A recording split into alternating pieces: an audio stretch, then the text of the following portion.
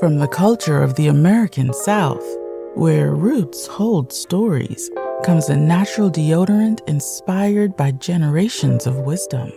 Introducing Rootwork, the all-natural, foundational Black American-based deodorant infused with the magic of High John the Conqueror root.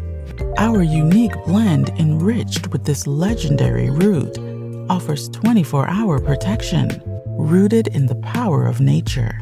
Embrace this deodorant that celebrates culture, history, and your well-being. Unlock the magic of Rootwork today. Experience the pure essence of nature. Visit rootworkstyle.com and make the switch to a healthier cultural choice. Come down to the Spring Fever Comedy Showcase at the Hidden History Museum on Saturday, April 13th, 2024 at 7 p.m. Get ready to groove to great music, indulge in complimentary dinners and drinks, and brace yourself for an uproarious comedy extravaganza featuring the comedic talents of Tori Hart, Ron G, comedian CP, and many others, with dynamic hosting by Dwan B and Tariq. Don't miss out! RSVP now at hiddenhistorymuseum.com. That's hiddenhistorymuseum.com. Boom. There it is. All right. Here we go. Let's do it. How y'all living, man? We in here. How is everybody doing right now, ladies and gentlemen? Glad to have everybody in the room. Well, let me turn my hiddenhistorymuseum.com. Come on, thing. I'm gonna turn my audio down. How y'all doing, man? We in here. Glad to have y'all tuning in. Let me just do a few things here while I'm at it so that I can be locked and loaded and ready to chop it up with the family. Hope you guys are having a great weekend so far with your family, Easter weekend, and all that good stuff. By the way, get your tickets to join us. Go RSVP to join us at the Hidden History Museum. Ladies and gentlemen, we got an event happening April 13th. Get your tickets now, ladies and gentlemen, at hiddenhistorymuseum.com. That's hiddenhistorymuseum.com. Let me look in the chat room. Got everybody in here ready to chop up game. And also what I'm going to need y'all to do, I'm going to need y'all. Yeah, it looked like I got an S-curl, don't it? I don't. The lights got me looking real S-curlish. I just got that good, that FBA crop. Take a good look at it. Yeah, when the people saying it looks real S-curlish, it does. But I can promise you there are no chemicals in the player's scalp. This is all FBA natural. All right, and the lights are hitting it, so it's really giving it that FBA glisten. Some people wouldn't know about that. All right. But listen, let me throw this up on Facebook real quick. Hold on, let me throw this on Facebook real quick, ladies and gentlemen.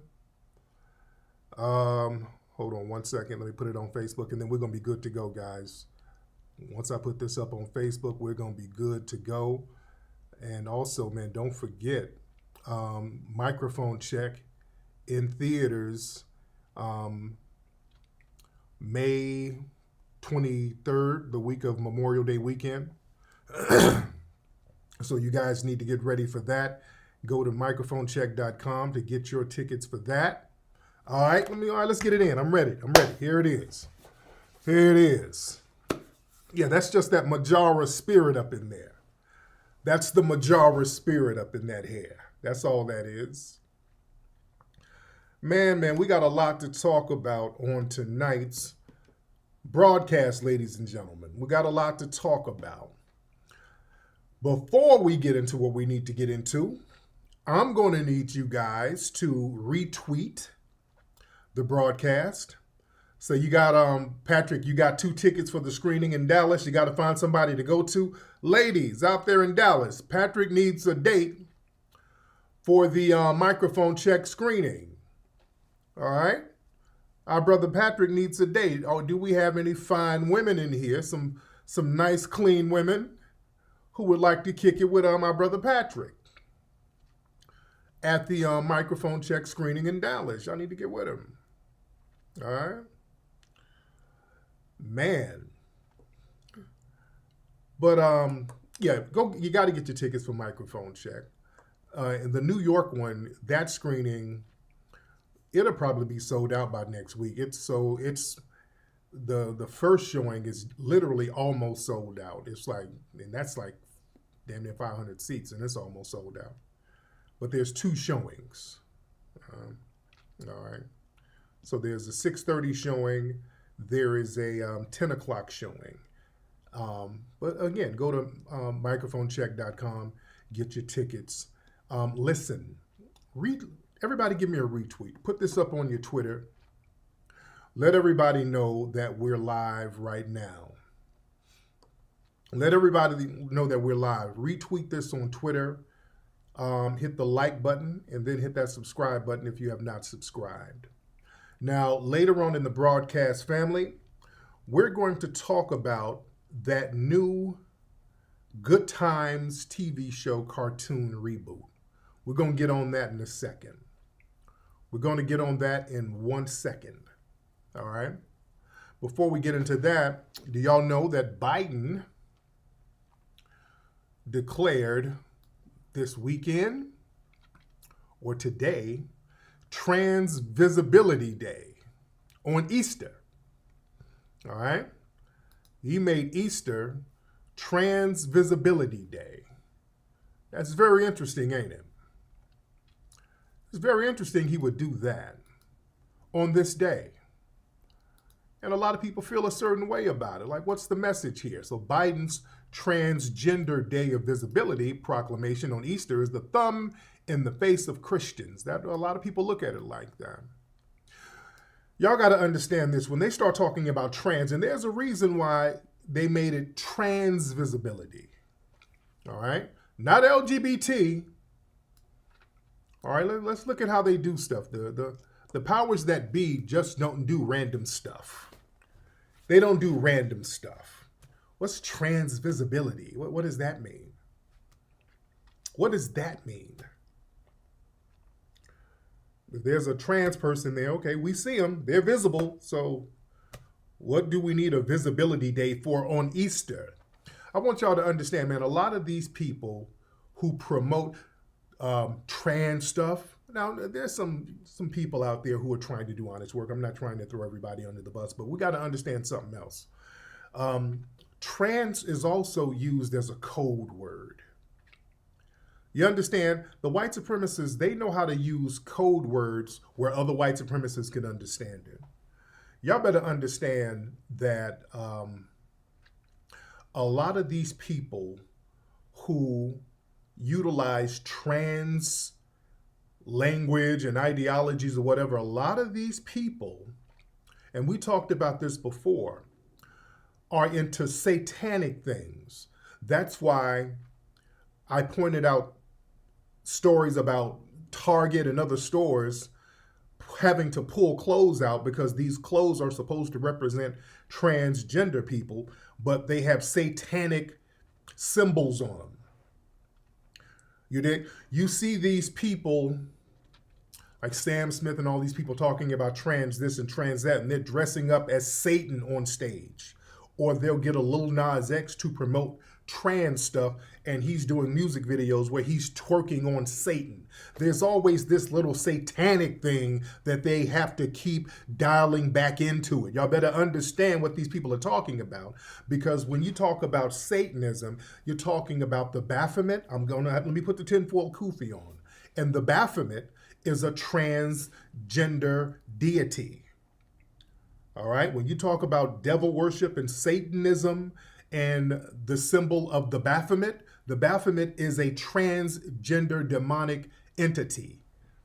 The goat, the half man, half woman, it's a man, but it has breasts and it's a goat and it's throwing up some satanic symbolisms. It's some real demonic stuff out here that they have to throw little codes to. So you better understand, they just don't say stuff just to be saying it. All right? They don't say, and there's a reason why they wanted to do that on Easter. There's a reason why they wanted to do it specifically on Easter, a day that's supposed to be a holy day. People go to church and people are recognizing God and Christ or whatever. Yeah? And you better understand the white supremacists are diametrically opposed to anything spiritually pure or godlike. I want y'all to, we're going to have to do a real deep dive one day into how a lot of these white supremacists are into Satanism. You understand? The white supremacists are at war with God. That's why when you look at a lot of white supremacist doctrine, a lot of their ideologies fall in line with Satanism. In fact, a lot of the Church of Satanism, which was created in the 1960s by Anton LaVey, he used a lot of white supremacist doctrine.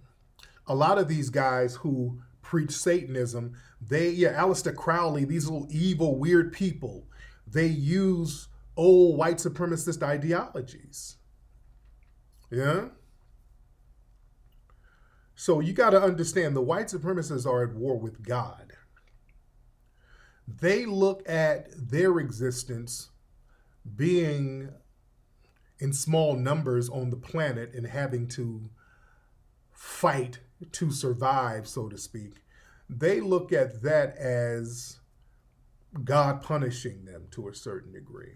That's why they left Europe with a vengeance, starting to punish all of the melanated people around the globe. They wage warfare on God's people around the world.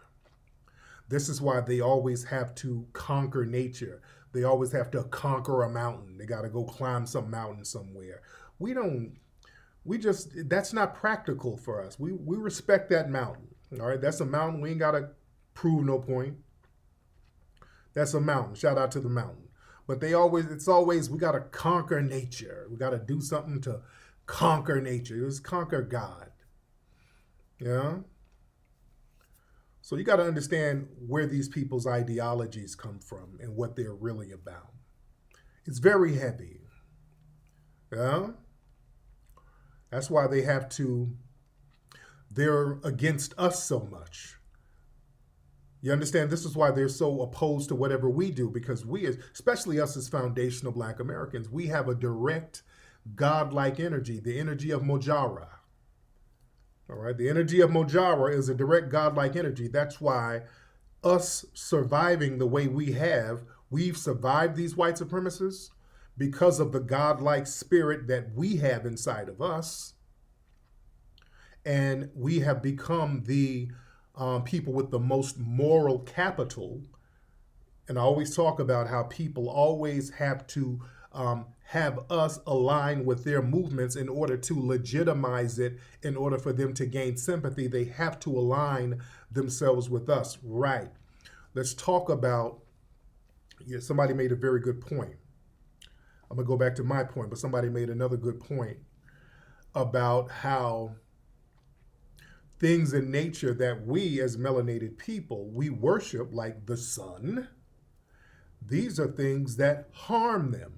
The dominant, when I say dominant, I mean dominant as far as power, not in numbers, because white supremacist numbers are actually globally low.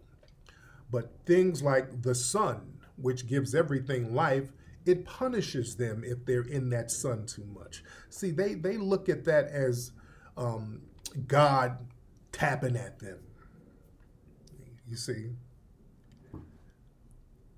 They look at that as God being against them. There's nothing godlike about the way many of the white supremacists operate. Nothing godlike at all. Remember, they used to plan their lynchings in their churches. You see? The Klan is a Christian organization, but they're a terrorist group. You see? You feel what I'm saying? That's what it is. Yeah, that sun tears them up.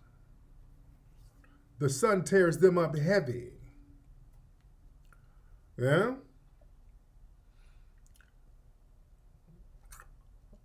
Okay, I don't know what y'all in here talking about. People are talking about all types of different stuff.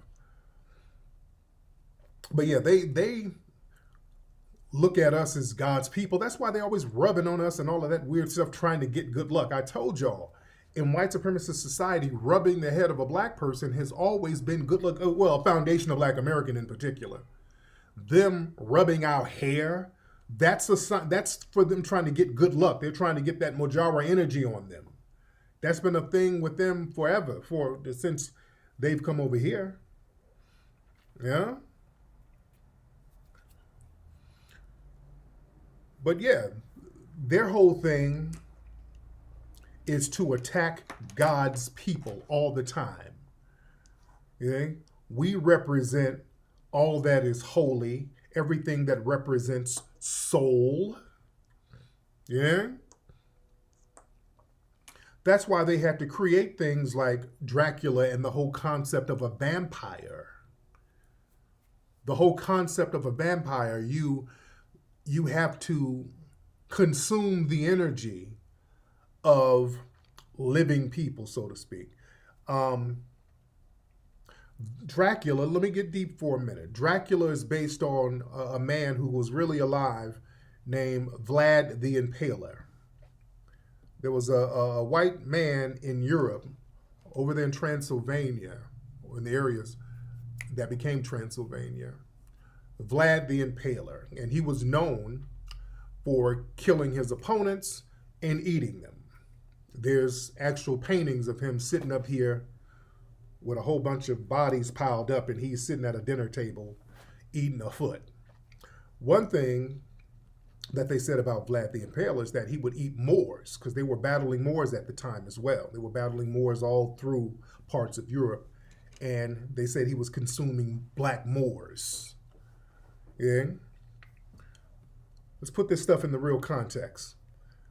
And go get the book called Delectable Negro that talks about how these white supremacists had to consume us. They would harm us and they would ingest us. When we would get lynched, remember, they would fight over the body parts. You know, Nat Turner, they distributed his oil body parts. They've filleted his body and delivered it to different people and made powder and oil out of his body. And remember, they were circulating that man's skull around until relatively recently. Yeah? They were circulating that man's skull. Fam, let me get real deep for a minute. Let's get real deep. Family, in Harvard University, just this week, they had to get rid of a book that they had. There was a book at Harvard University called Destiny of the Soul. That's the English translation. It's actually a French book that was written in the 1800s. The English translation is Destiny of the Soul. The book was bound in human flesh. And this book had been at Harvard for years. Okay? Let me show y'all the article on this. Hold on, let me find the article real quickly, family. They had to get rid of the book because people were like, what the hell? Hold on, let me show y'all this. Oh yeah, y'all didn't know this. This was just this week. Harvard said it removed human skin from the binding of a 19th century book. It was bound by human skin. All right, this was this week. All right, and they were circulating this book around Harvard for years. All right, Des Destinées de l'Âme, meaning Destiny of the Soul, was written by a French novelist in the early 1800s. The book was bound by human flesh. Now, check this out. There had been rumors, family, there were rumors that the flesh from the book was from a black woman who was a mental patient in France. That was the rumor. All right? Here's a very obscure article about that. Hold on, right here. Woman behind the binding. All right, that's the actual book right there. All right. So this was a rumor, and this is kind of a rare article. Where is it? In a move highlighting a grave lapse in ethics, Harvard University recently removed a book from their historic library collection. The book was bound in material both shocking and deeply disturbing, the skin of a black female patient who died in a French hospital. So that was the rumor, that this book was of a black woman. They used her damn skin, all right?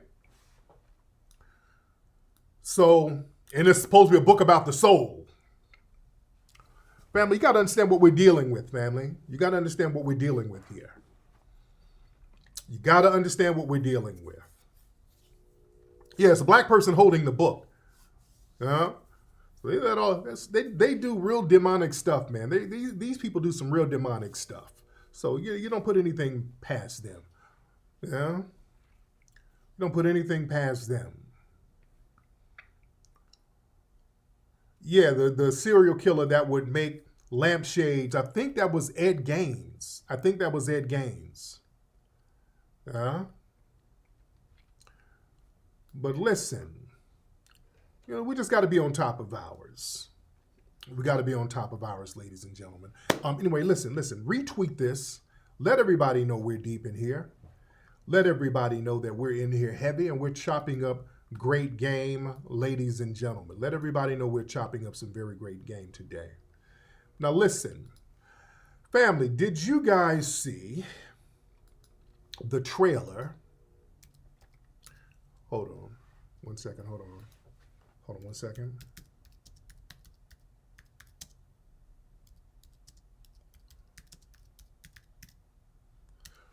Hold on one second.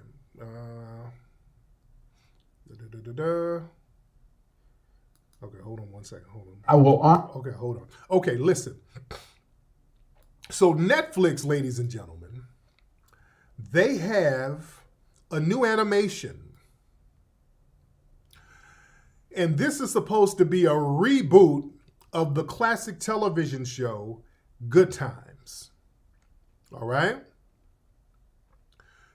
This animation was produced by Seth MacFarlane of Family Guy and American Dad. They got Norman Lear, but Norman Lear died. And they said Steph Curry is one of the producers. Okay. Sounds like they just needed a prominent name in there, just like they do with Oprah and those guys. When they want to put out some trash like Precious, Oprah is one of the executive producers, is that type of thing. So it don't look like the racist dribble it is. Oh yeah, by the way, somebody reminded me, let's give an ashe to our good brother. This is the anniversary of the passing of our brother Nipsey. So let's give an ashe to our good brother Nipsey and celebrate his legacy. Ashe to our good brother Nipsey, and the marathon continues. All right, but going back to what I'm saying, listen. So this Good Times cartoon, this is supposed to be a modern version of Good Times, and it's a cartoon. Let me let you guys see the trailer. And fair use, YouTube, fair use. And I'm going to stop and start within the trailer just to comment. Okay, family, this is the trailer for the new Good Times reboot that's coming out on Netflix, ladies and gentlemen. All right, here we go, family. Fair use, YouTube, fair use. I have important news. Let me guess. The state called and they want to cut you a disability check for your face. Hold up. You can get paid for that? This is from a fool who stares at his orange juice every morning. It says concentrate on the box. Who the dummy now? Shit. Me for not wearing a condom. Shadows fall over my heart. Okay. With my grandfather, James Evans. My job as the man of this house is to take care of this family no matter what. I just want to let you know I'm going to take good care of Gray. Man, who is this I'm about to kill? Juan, my boyfriend. Daddy, let him go. She come with me. Okay, from executive producers Steph Curry, Norman Lear, who's dead, and Seth MacFarlane. So this is really Seth MacFarlane, all right? Let's be clear, this is Seth MacFarlane. And Seth MacFarlane, you know, he kind of has a history of taking little racial shots on Family Guy and some of these other shows. He takes his little slick little racial shots. Okay. All right. Junior's repeating the 10th grade for the 3rd time. Is there anything you can suggest to help him get to the drive-thru? Can you do OnlyFans? Take off your shoes. Let me see what kind of feet you working with. I'll take you to the dark side. Dear Black Heavenly Father. Okay, hold on. From showrunner, hold on. Remember this name. Hold on. All right, hold on. Wait. From showrunner Renata Shepard. Remember that name. Dear Black Heavenly Father. College Redeemer. If you could just help us. Okay, they got Florida with a blonde wig. Okay. Son, it's for you. New phone. Who this? At least they ain't got that drug dealing baby under my roof no more. Okay, so a baby is dealing drugs. Okay. Man, my mouth ready for some milk right now. Dalvin, why are you so breast obsessed? It's childish, man. Bruh, I'm a baby. I can't get no more childish than that. In a nocturnal state of mind. Your neighborhood is a real shithole. It's the system. They put the guns and drugs on the streets. This is getting dangerous. I'm gonna just sit back and let you put yourself in harm's way. I love you too very much. Everything back. The revolution will not be televised. Come on, Rosa Parks, can't you just enjoy this? All right.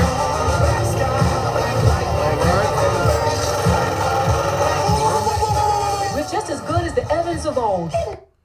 Okay, got the strippers. Okay. That just dynamite. But the truth is, we're the Evans of new. Bitch, you look like money. What about the struggle? We're black. It'll be here tomorrow. Everything black, blackbird, black moon, black sky, black, everything black. Wait a minute. The baby? Little baby? And baby? Too many babies around this crib.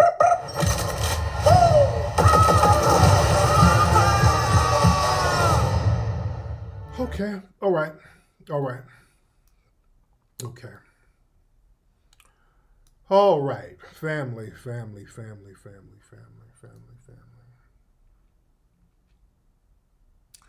Boy, there's so much to unpack here.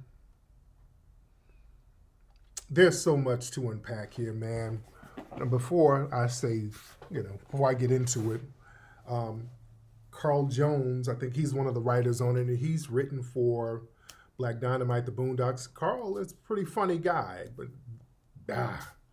this, and also my guy, Slink Johnson, and Slink is a very funny comic. Slink is doing one of the voices.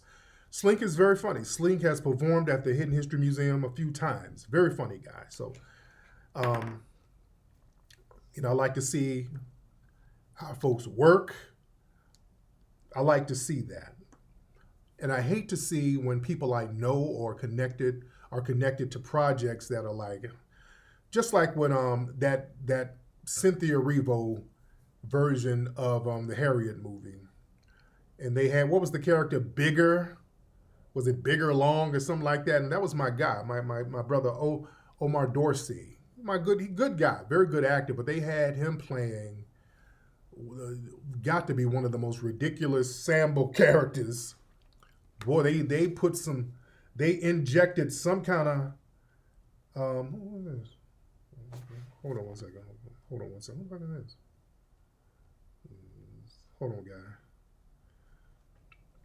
Yeah, so they had some weird character, him playing.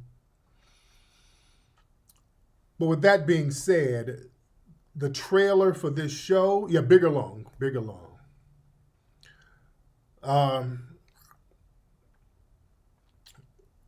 The trailer for this show, oh goodness, boy, this was an insult. This is an insult. There is no reason for them to call this Good Times. The purpose of this is to destroy the legacy of what Good Times really meant. First of all, not one thing in this trailer was funny. My thing is this: if you go stereotypical, if you go into a whole bunch of stereotypes, if you go down that road, damn it, you better be funny. If you go the stereotype route, okay, boy, the punchline's got to be killing. You better be funny if you go down that route. If somebody tells a racial joke, if it's funny, okay, that's funny, okay, I got it.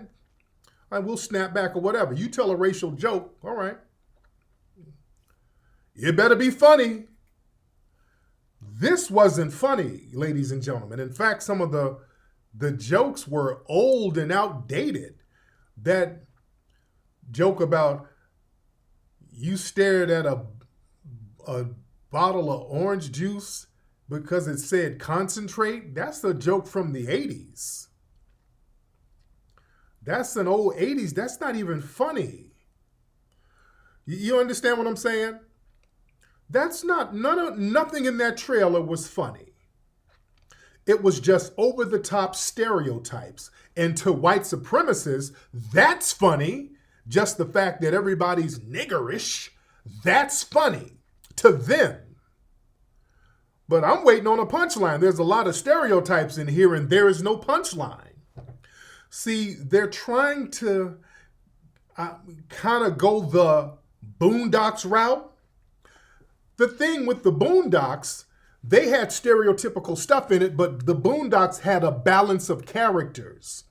So that the stereotypical stuff, there was a punchline to it that was critiqued by the other characters who were conscious. There was a balance to it. In the Boondocks, to its credit, and the Boondocks was very funny, and what made the Boondocks work is that you had a conscious character, Huey, who saw all of the niggatry and he called it out. He was like, hey, this ain't it. There was a balance there. You understand? There was a balance and it made sense, and they had different spectrums of black characters. You had the conscious kid. You had the Riley who wanted to be a gangster. He was a wannabe, which was good programming because that shows how certain kids are influenced by what they see in the media. So Riley was very much influenced by mainstream media. That was the joke. He's impressed by gay rappers and he's impressed by these weird rappers. He's easily influenced. Then you had the granddad, who reminds us of a lot of FBA granddads. The granddad was funny. That was a real balance of characters. Then you had the neighbor, the bougie neighbor, the light-skinned dude who was married to the white woman. Then you had Uncle Ruckus, who was a full-blown coon. You see? So the Boondocks had a balance to it, and that's what made it funny. You see? Even the show Good Times, what made it good, even though it was about a family living in the projects, the crux of the show, the heart of the show was showing how the family still had dignity and they kept their integrity while kind of trying to survive every day. That was the heart of the show. That's why Good Times, we gravitated to it because it had heart, it had integrity to it. That's why it has stood the test of time. That's why it became an icon within Black society. Yes, they're in the projects. Yes, they're struggling with all of these different weird characters. Yeah, but the mother is still trying to keep the kids out of gangs. The dad is still working hard every day. The daughter ain't being lost to the streets. The son, even though he's goofy, he's a painter. The other son is a conscious brother. See, our brother Eric Monte, who was the real creator of the original Good Times, he fought to have that integrity in the show. And they kind of blacklisted that brother, by the way. They kind of blacklisted him. But he fought to have that integrity in the show. And the people who worked on Good Times, Esther Rowe, who played Florida Evans, and our good brother John Amos, who played James Evans, they would check the producers about any stereotypical stuff, particularly with JJ. They didn't like the way the white producers would elevate JJ's character. They spoke out against that. They didn't want all that buffoonery. They thought JJ doing all that dynamite. They're like, hey, wait a minute now, y'all. That's buffoonery. John Amos would complain about it. So what they did with John Amos, because he was complaining about the buffoonery from the JJ character, because the white producers, the show was around Florida Evans. The show was really around her. Esther Rolle had a recurring role on a TV show called Maude, for some of you guys who are old enough to remember. So Maude was a white woman, and Esther Rolle, I think, didn't she kind of play the housekeeper on that show? So Good Times was a spinoff on that, just like The Jeffersons was a spinoff on All in the Family, you see, which was a white show. So John Amos spoke out against a lot of the coonery, so they just killed him off. They killed his character off. Yes, Florida was in Maude. She was on that show. And Esther Rolle spoke out against that image of JJ buffooning so much. And shout out to that sister. Even though she wasn't FBA, Esther Rolle was actually, she's Bahamian. She was Bahamian sister. But she was a rider. She wasn't a tether. She was on code with us. She was a rider, and she was very particular about the images of black people. So she was a rider. Wasn't a tether, even though she was non-FBA. A lot of respect and love for her. Yeah? But look at, let me play an interview. Again, fair use. This is Jimmy Walker talking about being on the set and the way he was viewed. Hold on. This is an interview from about 5 years ago. Fair use. Fair use. Fair use. We're doing commentary. Fair use, ladies and gentlemen. All right, now let me play some of this real quick. Hold on. Honestly say, I don't remember ever speaking a word to Esther the whole time she was there. I think the same basically goes for John. I mean, we talked... John Amos, who John played Amos. your father, yeah. We've talked more now, a little bit, but very, very little. We were never friends. We never talked. If you said at that time, call Esther and ask her about, I wouldn't even have her number. I couldn't have called John. I wouldn't have had his number. We were never friends. We never spoke to each other, only on the set. That's the only time.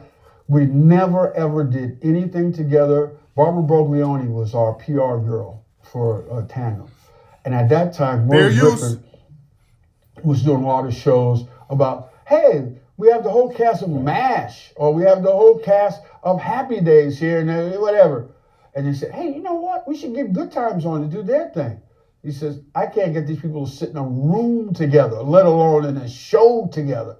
I could not tell you what Esther did. I could not tell you what John did. I knew nothing about him. I know nothing about him now. I know more about the camera people in here than I know about John. Do you regret kind of not having to get to know these folks, or do you not think about it? I don't think about it. I think about it this way.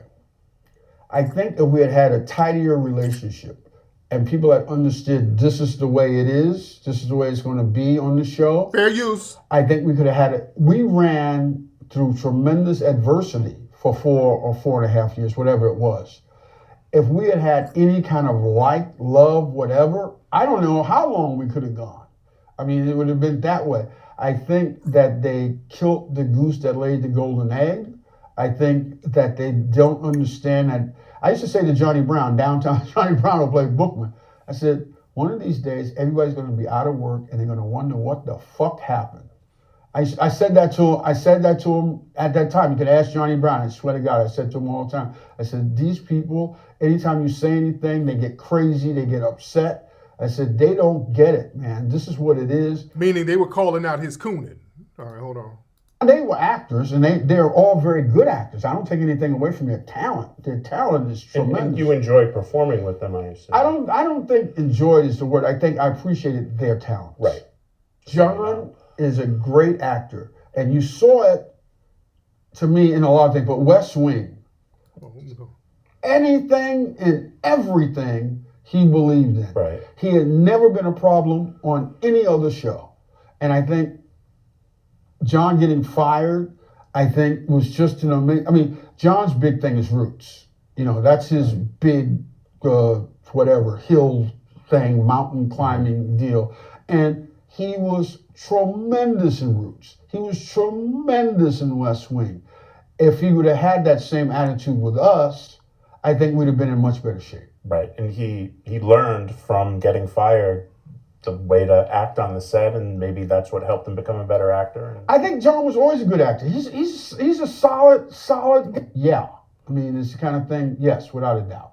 Anything to say about Bernadette Stanek? But as an acting talent, yeah, it's her natural resource. I just tell this quick story. You know, no, she didn't have a lot to do on the show, but the Charlie's Angels. So I came back. And I said to the tandem people, how about Bernadette doing a pinup thing? Oh, I know you work comedy. Well, no, I came down so hard on me. I never brought it up again. And it's always hard when I go anywhere. Any disc jockey, and they came down so, everybody loves her. And they would love to see her in the bikini thing. And because So yeah, that's the gist of it. So they weren't really rocking with him like that. All right. So yeah, they weren't really rocking with Jimmy Walker like that. And he said, you know, I was looking for the part where he said they didn't really like him. I was looking for that part. And fair use, by the way, fair use.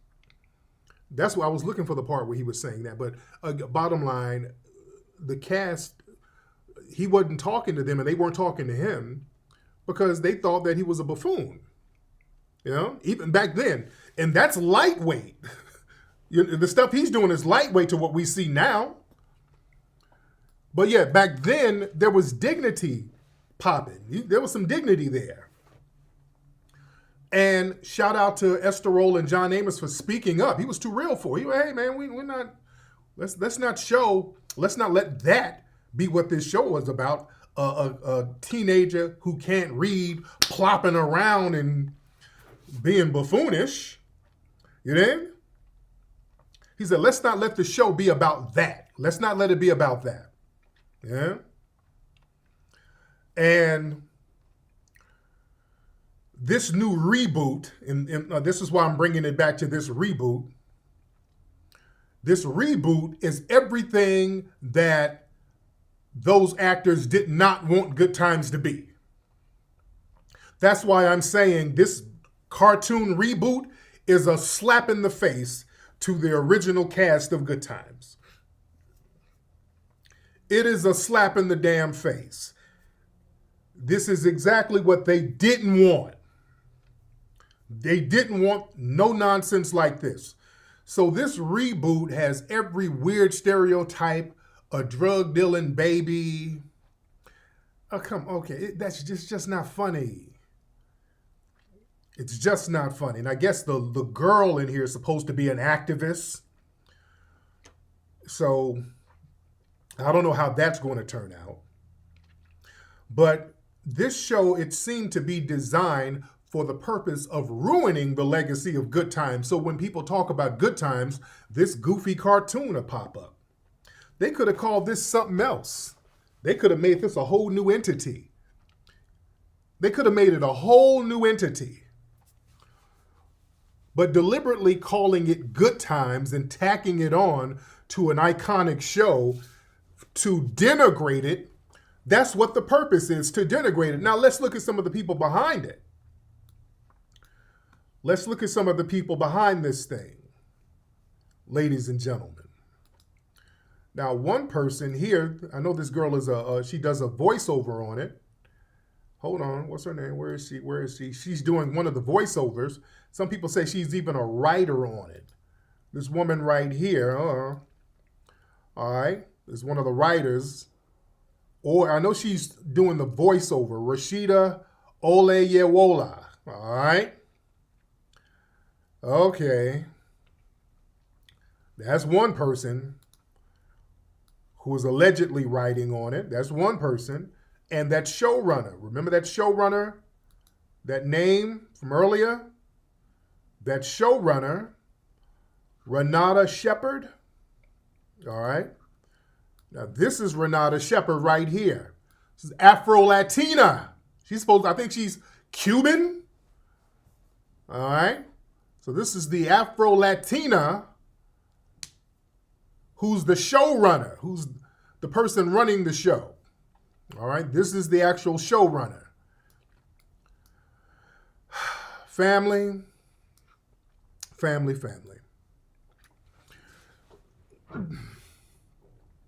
This is why we have issue with people who are non-FBA telling our stories, being in charge of stories about us.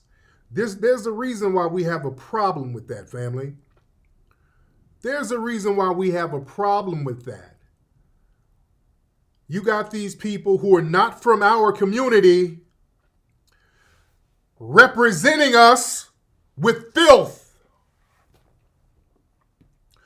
We can't do that to their community. We can't make a Latino show with a bunch of Latin stereotypes, family. We'd get called out for it. It's always the usual suspects, man. We get these weirdos, people who are not from our community. Only thing they know about us are the stereotypes that they share among themselves. And then they put some filth like this together. If I produced a cartoon called Living La Vida Loca of a Hispanic family eating burritos, running up and down the border, swimming across the Rio Grande, while acting as drug mules for El Chapo, how do you think they would feel about that? Let's be real and let's stop bullshitting. And then people try to get mad when we want to delineate from this nonsense. They wouldn't let us do that at no point, man. They'd be out there with picket signs. We don't have to sit up here and let people misrepresent us with this filth. It's always some outsiders coming in here with this nonsense. And then when we say, hey, we don't want y'all, I don't care about you being Afro-Latino. No, I'm black too. No. We can tell our own stories, man. We don't need you representing us. We don't need you representing us because you don't know the aesthetics of foundational Black American culture. All you know are the stereotypes that you and your little white buddies get to giggling and cacaing and kikiing about when we ain't around. You understand? Yeah, look, with remember the Tiger video? Remember when Tiger did that video, Ay Caramba, with sombreros? Well, they had a hissy fit behind that, remember? Some of the racist Latinos who sit up here denigrating us, they were the first ones saying something against it. What's up, Cholo?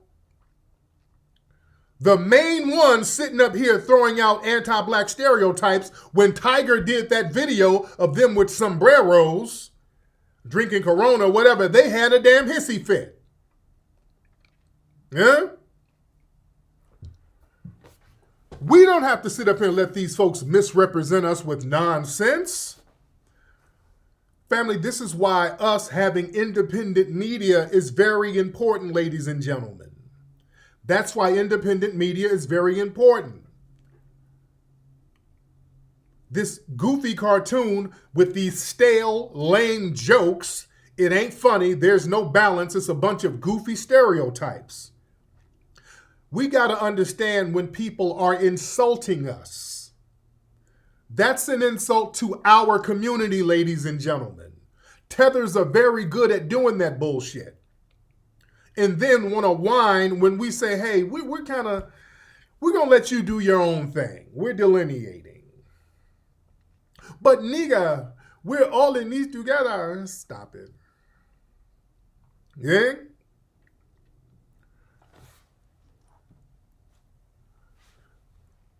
They want to throw these stereotypes out here, and then the positive aspects of our culture, they want to leech onto that. Well, Black and Latino created hip-hop together.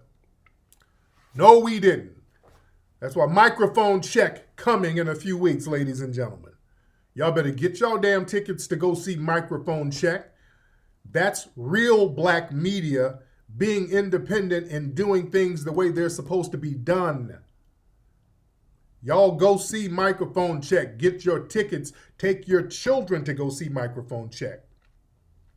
We have to learn how to counter their narratives, family. Y'all, this is why it's important to take your children to see movies like Microphone Check, because you get a black child.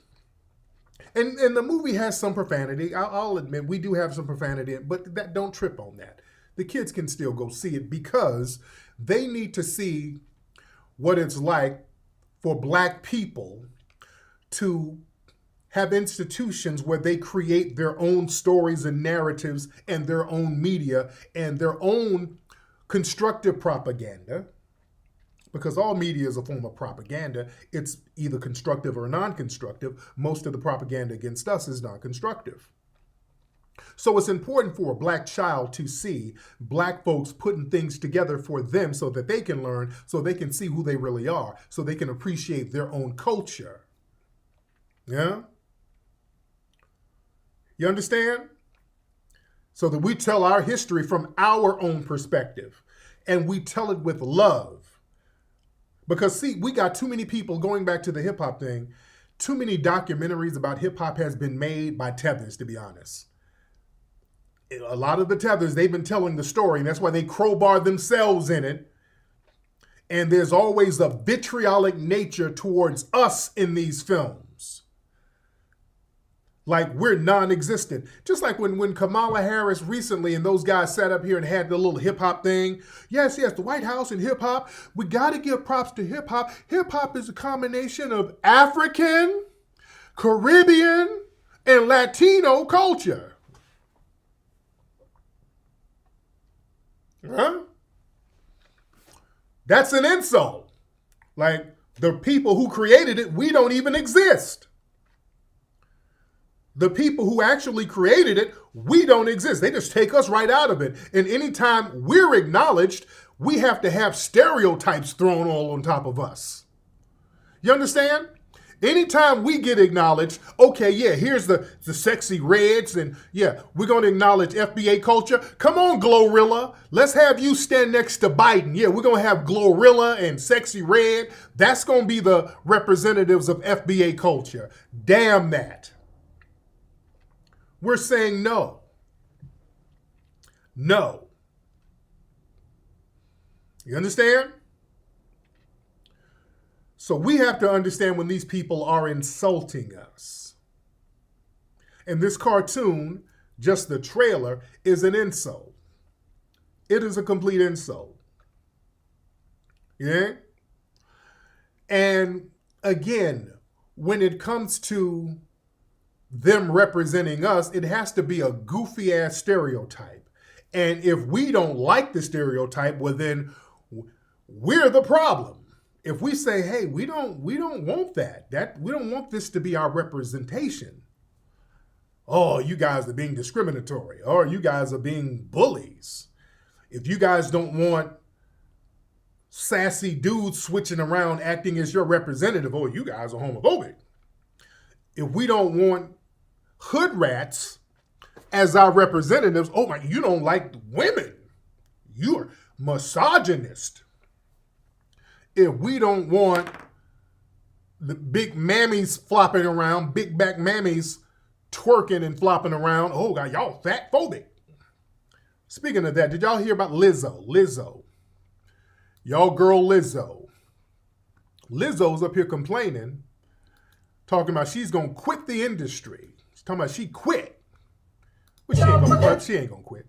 But yeah, Lizzo talking about yeah, I quit because of all the bullying that she had to suffer from. Hold on, look at this. So now Lizzo is out here. Hold on. She says that it's time for her to quit. She's been so down and under pressure. She's thinking about quitting the music industry. Now, she put up this post. I'm getting tired of putting up with being dragged by everyone in my life and on the internet. All I want to do is make music and make people happy and help the world be a little better than how I found it. But I'm starting to feel like the world doesn't want me in it. I'm constantly up against lies being told about me for clout and views, being the butt of the joke every single time because of how I look. My character being picked apart by people who don't know me and disrespecting my name. I didn't sign up for this. I quit. Oh, no, ma'am. No. No.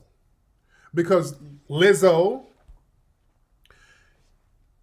for marketing, you wanted to go out here and do performative degeneracy in order to market your records to white people. You went out here on your own and engaged in performative degeneracy. You're showing up at sports events, family-friendly sports events with your big, wide Mount Rushmore ass out in a thong, twerking around at basketball games. You wanted to create a spectacle of yourself. You wanted to create a degenerate spectacle of yourself, ma'am. And now that people look at you as a degenerate, oh my God, oh, I didn't sign up for this. Yeah, you did. Yeah, you did. Don't cry, wolf. Don't cry, woe's me. You wanted to be a degenerate spectacle because you understood that was a marketing thing. And if you as a black woman act like a degenerate, white people will buy your records. Okay, they buy your records, but they look at you as a degenerate too. Here's the thing. That's the thing.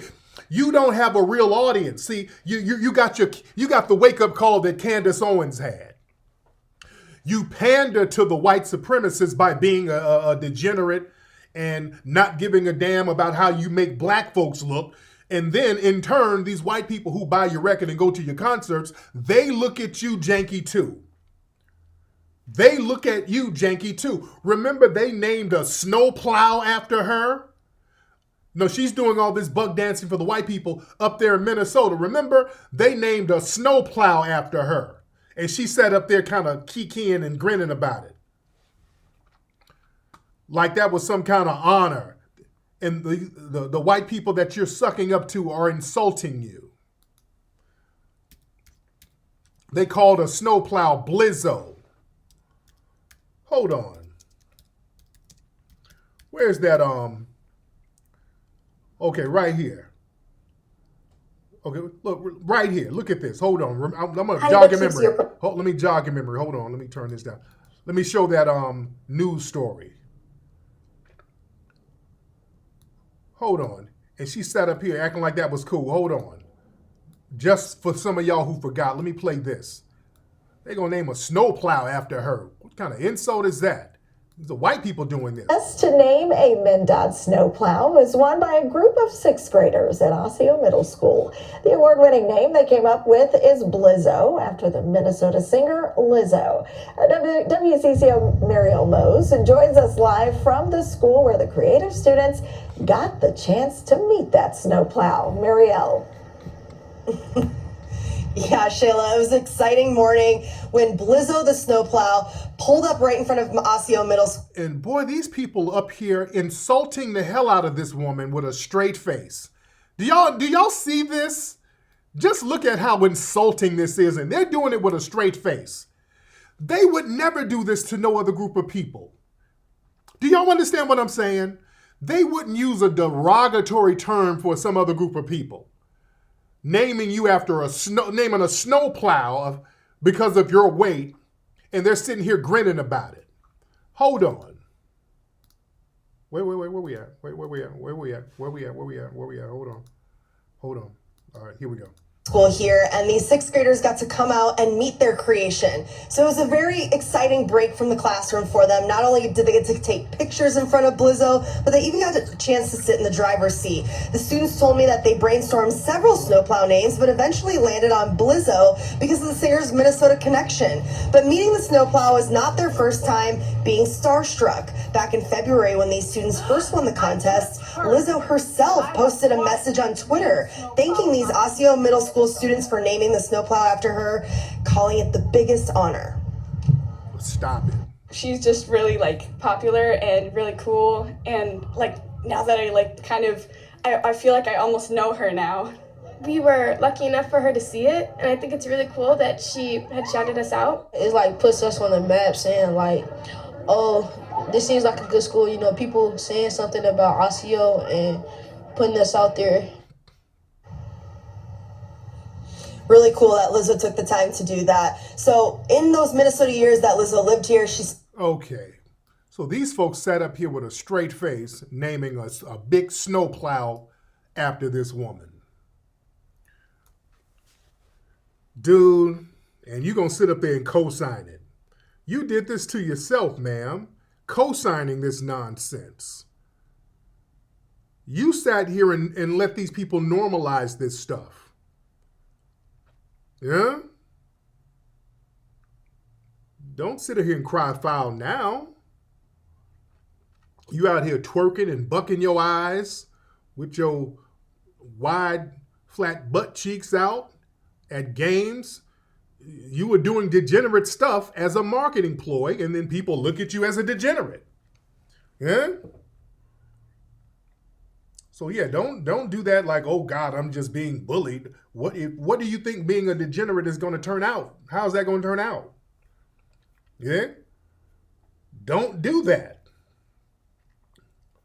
There's repercussions for your actions. If you carry yourself a certain way, people are going to look at you a certain way. Yeah?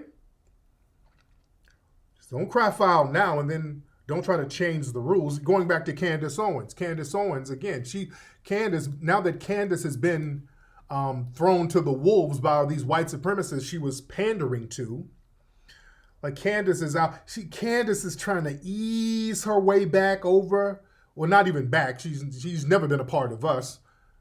But Candace put up this post some days ago. The most brutal smears I've ever faced was the media's attempt to convince black people, my own community, if you don't stop. Man, my own community. Boy, Candace Owens has gone out of her way to talk about how she ain't part of the damn black community. Boy, that woman has gone out of her way for years. I ain't part of black culture. I don't want nothing to do with black culture. The black community is dysfunctional. Juneteenth is ghetto. I ain't got nothing to do with the black community. Boy, she has went out of her way to show that she's not a part of the black community. That she's different from the black community. She has no part in black culture. That woman has made a career out of that. Now that the white supremacists, they've thrown her to the wolves. Well, oh, my beloved, my own black community. The media tried to convince them that I hated them. No, ma'am, you convinced us that you hate us. Finally, Black America is recognizing that they were intentionally misled. That is thanks in large part to the Breakfast Club interview and Joe Budden. No, ma'am. You're not, no, ma'am, no. No, you're not going to try to repackage yourself and reinvent yourself oh no, you're not going to be the spook who sat by the door now that the white supremacist money is about to dry up. Oh, hey, big head. Hey, my beautiful black community. Now she's talking like Monique. Hey, babies. Hey, my beautiful, sweet babies. No, ma'am. No. No, Candace Owens, you're not going to get to do that, ma'am. No. This woman has sat up here and justified every murder of a black person. Breonna, black women too. This woman sat up here justifying Breonna Taylor getting murdered. Woman, please. You were horrible to black people, black women. You sat here justifying black women. Oh, yeah, she said all that weird stuff about Breonna Taylor. Oh, no, ma'am, you don't get to come back. No, no, no. I won't even say come back. She was never part of us. When Jess Hilarious asked her, what's after God is good? Amen?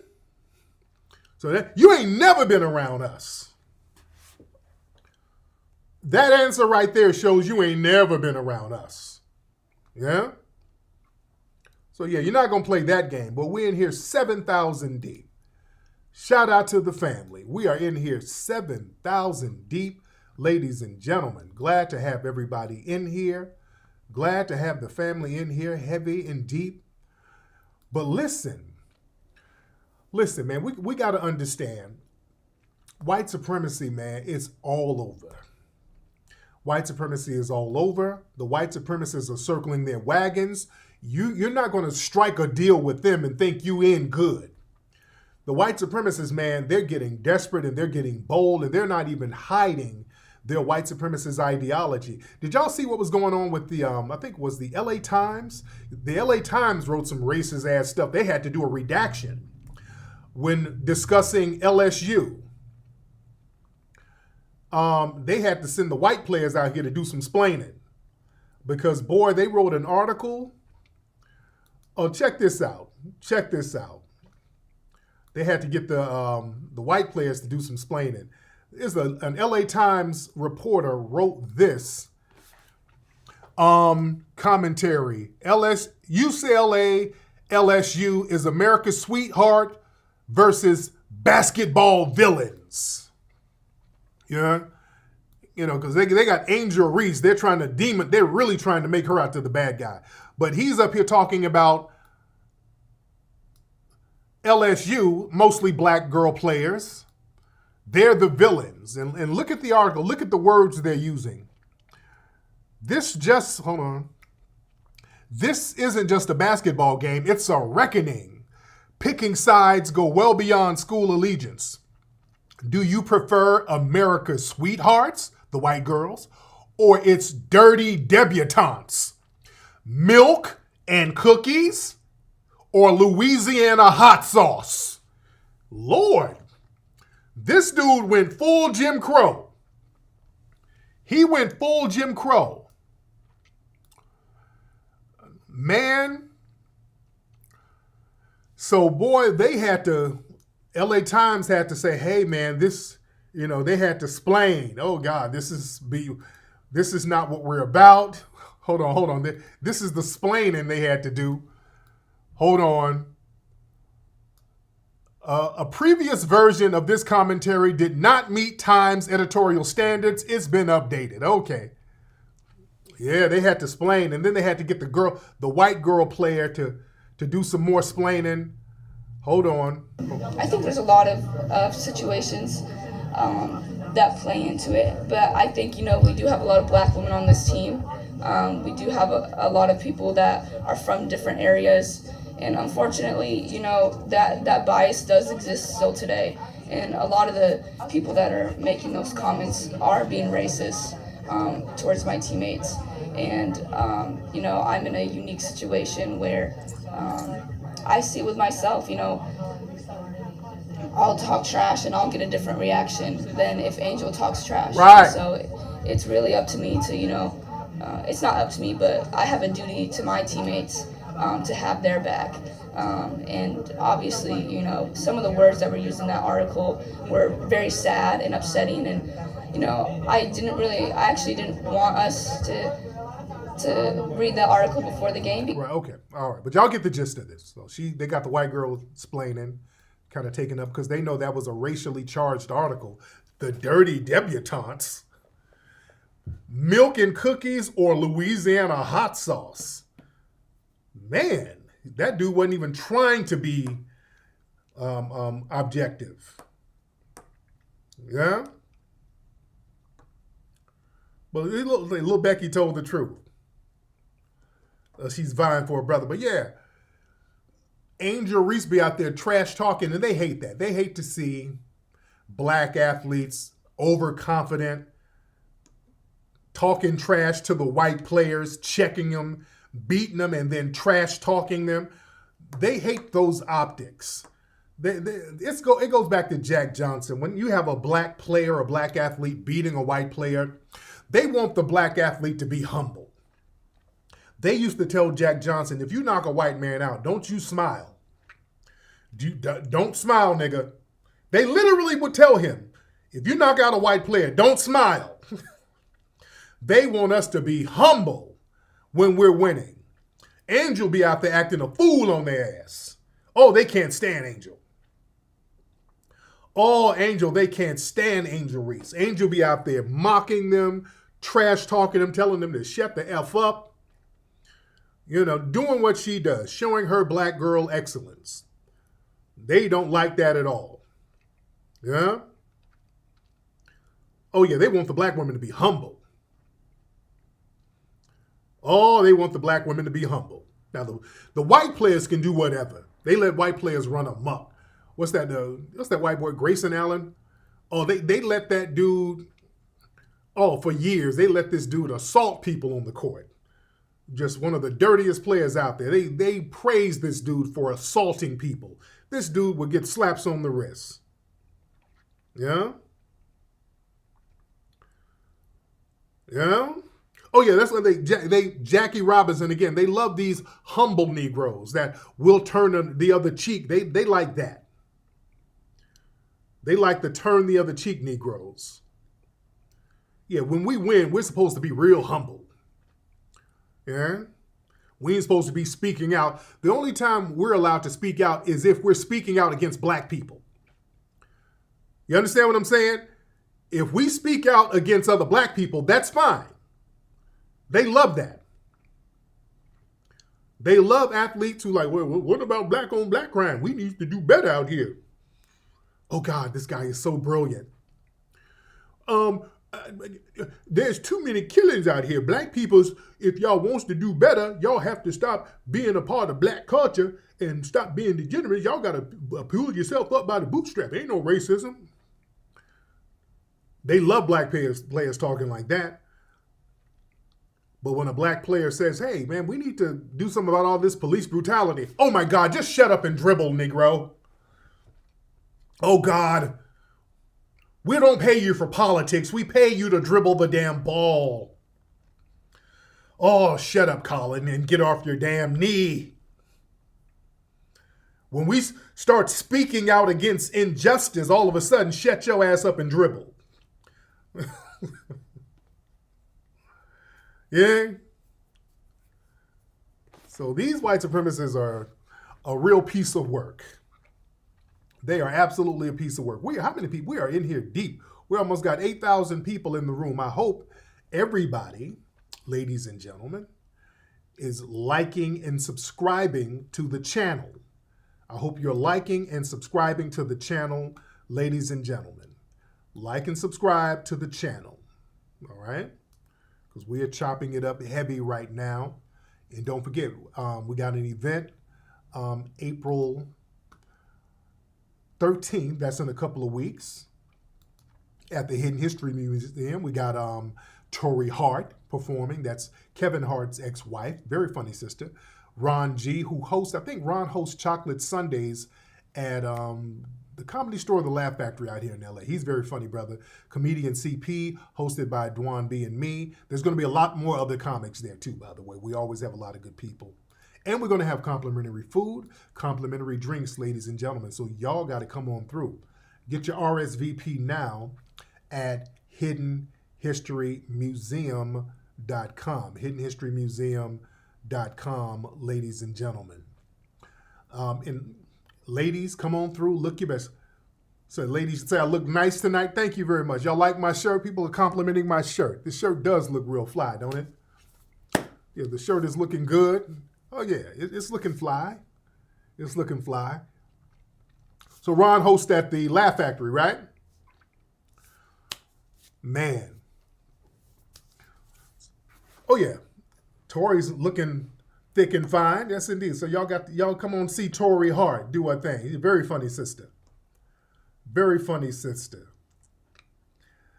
But oh yeah, you got the root work. Oh yeah, shout out to everybody who got their root work deodorant at rootworkstyle.com. Everybody get your root work deodorant at rootworkstyle.com, ladies and gentlemen. Rootworkstyle.com. And when you show up, ladies, y'all gonna come looking your best. Everybody looks your best. Speaking of looking best, y'all see there's a video that's real funny. This sister was complaining about going on a date, and she basically kind of low-key catfished a dude by using filters and angles. And I kind of feel for the sister a little bit, but you know, y'all can't be out here low-key, soft catfishing. Look at this sister here. She was a little deceptive. Now listen to her talk about how a date kind of went sideways. All right, this is why y'all got to chill out on the filters. All right, sometimes y'all got to chill out on them damn filters. All right, hold on. Guys, I just finished my date, and I am so embarrassed. I'm not gonna cry. Yeah, I'm not gonna cry. I'm sorry, guys. I just had to clean myself up a little bit. He came, and so the whole thing is we went to this restaurant he wanted to go to, and it was a little too expensive, but I don't know, I asked my sister for money. So we went. I had this dress on, and I changed because I had this dress on and everything. And I had my hair out. Like, you know, guys, I cut it. It wasn't like this. I had it parted a little bit. And so I went in, and he was like looking around like, oh, like he was looking for somebody else. And I was like, okay. I'm like, hey, I'm Tia. And then he was like, Tia? I'm like, yeah, it's for me, from BLK. And then he was like looking confused, and he told me to sit down. So I sat down. I smiled, and he didn't smile back. Guys, I just finished my date. Okay, I wanted to find the whole, because there's a longer clip. I want to find the longer clip of it. Hold on. Hold on.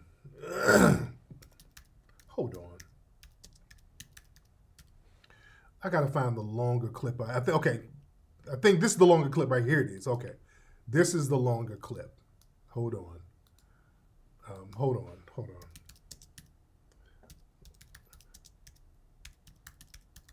Yeah, this is the longer clip. Okay, let me get the longer clip here. Hold on one second. One second, because shit, you know, y'all can't be out here deceiving niggas. That's the problem. Y'all cannot be out here deceiving dudes. She was out here deceiving cats.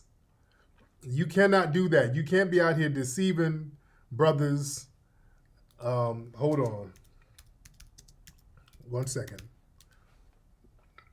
Hold on one second. Let me play. Let me play the whole thing. Hold on. Where we at? All right, hold on. This is her right here. Hold on. Where we at? All right, so this is the whole clip right here. Hold on. This is the longer clip. All right. Hold on. And like I had this dress on, and I changed because he was like looking around like, oh, like he was looking for somebody else. And I was like, okay. I'm like, hey, I'm Tia. And then he was like, Tia? I'm like, yeah, it's for me, from BLK. And then he was like looking confused, and he told me to sit down. So I sat down. I smiled, and he didn't smile back at me. And then he was like, I don't look like my pictures. Well, okay, yeah, okay. So that's what the dude saw that picture. I do look like my pictures. I don't Photoshop anything. I tell everything how it is. I'm going to insert at the end of the video the picture I put in. And he was like, you know, just being so quiet through the meal and all that. He didn't even want to pay. I said, hey, I didn't bring my money with me.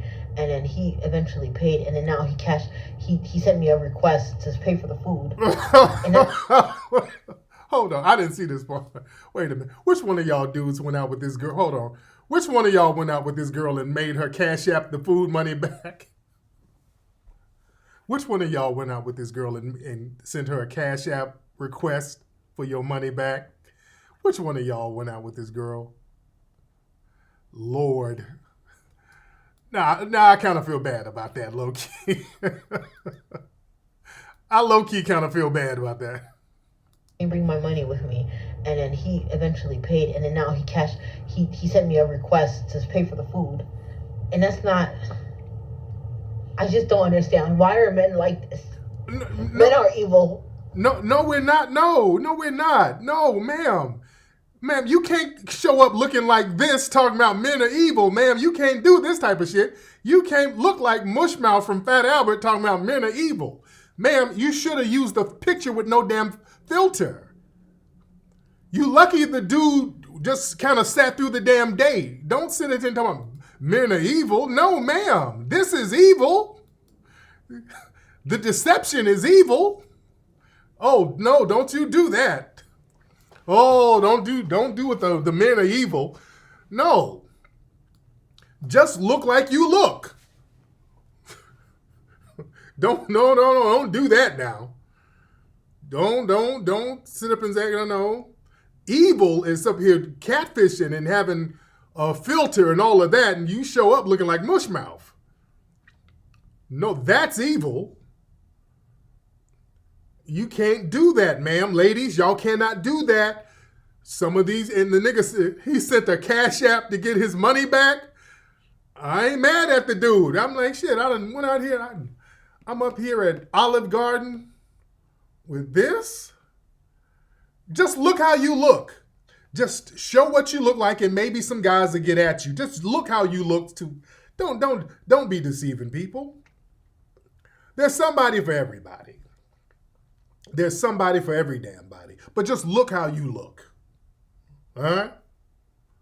Damn. Don't get mad because you weren't what the picture looked like. Ladies, y'all don't like that too. Ladies, y'all done been hat-fished by dudes. You see dudes take pictures and he's wearing hats and the dude is real fly. He got on all types of hats. And then you see him in person. He take that hat off and he has a Somalian pirate head. Like, ooh, nigga, you got a lot on your mind, my brother. Oh, where's that hat that you had on in the pictures? Can you put that back on? So y'all ladies, y'all done been hat-fished by niggas and you didn't like it. Yeah? That's part of the game. So dudes don't like to be deceived either. We don't like deception either. Yeah? Lord. Anyway, men are evil. Stop it. All right, let me get out of here. I'm going to be up here all night. Man, y'all go get this book here, Hidden Heroes from A to Z, at hiddenhistorymuseum.com, ladies and gentlemen. hiddenhistorymuseum.com. Go get your tickets for Microphone Check. Let me show y'all the Microphone Check website. Tomorrow, tickets for the Bay Area, Chicago, I think Philly. Don't hold me to it, because I got to talk to my distributor. I know San Diego. Tickets for those cities will go on sale tomorrow on microphonecheck.com. That is the website.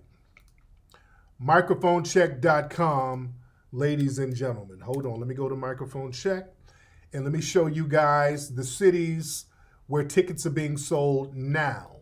All right? Ladies and gentlemen, to go get your tickets, go to microphonecheck.com, scroll down, get your tickets for Los Angeles.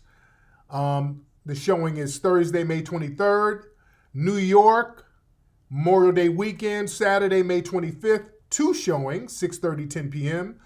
Dallas, Thursday, May 23rd, 7 p.m. Detroit, May 25th. 2 showings, 7 p.m., 10 p.m. Atlanta, 7 p.m. That's Saturday, May 25th. That's a big showing. Washington, D.C., May 23rd, 7 p.m.